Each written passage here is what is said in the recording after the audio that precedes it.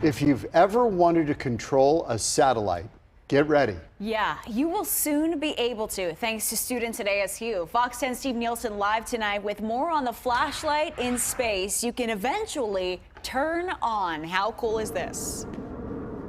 This is pretty cool. And these ASU students, they know that their flashlight in space is going to work. How do they know? They tested it out on top of a mountain, and the bright flash was seen across the campus, but soon it'll be seen across space. This is LightCube. Yes, it's that small. It fits in Danny Jacobs' hands, and the most important part is actually smaller than your pinky. You'll see a very short flash that's about as bright as a typical star. As the associate director of the Interplanetary Initiative at Arizona State, he learned their CUBE satellite model was picked by NASA to go to space. Essentially, it'll hitch a ride on a rocket headed for the International Space Station, potentially as early as late next year.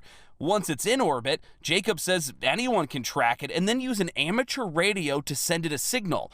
Once it's received, it'll shine bright for a few microseconds. Here's the test on a mountain. This is the kind of thing that anybody can get with very little training or investment, capital. Any elementary school can probably afford to do this. Dozens of ASU students worked on it for the last 3 years. They've gotten international help. Vegas Space Systems says university students in Mexicali are designing the antennas so the cube can receive the radio signal, which has been a little tricky because of the size limitations. When it's deployed, that's when we deploy the antennas. But it has to be after deployment, otherwise it's not going to work. It's not going to be able to fit in the container. So keep an eye on the night sky in 2023. It's yours to control. You can go outside and see your satellite flash.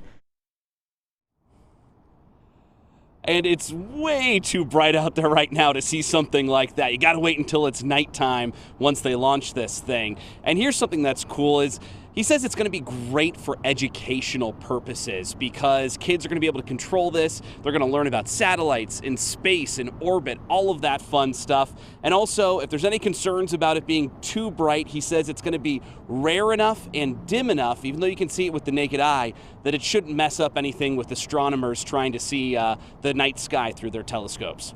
Reporting live, Steve Nielsen, Fox 10 News.